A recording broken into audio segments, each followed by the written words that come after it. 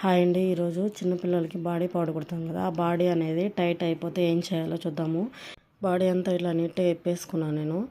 ఇక్కడ సగం ఫోల్డ్ మీద ఉంది కదా, మనకి సగం ఫోల్డ్ మీద నాకు 10 ఇంచెస్ వచ్చింది. 10 ఇంచ్లో సగం 5 ఇంచెస్. 5 ఇంచెస్కి నేను 2.5 ఇంచ్ అయితే యాడ్ చేసుకుంటున్నా. మీకు కావాలంటే ఇంకొక 1/2 ఇంచ్ కూడా యాడ్ చేసుకోవచ్చు. అది మీ నడుము లూజ్ బట్టి, మీ లెహంగా నడుము లూజ్ ఎంత అయితే ఉందో అంత అన్ని ఇంచెస్ అయితే తీసుకోండి. మీ లెహంగా నడుము లూజ్ బట్టి మీరు ఎలాస్టిక్ అనేది తీసుకోండి.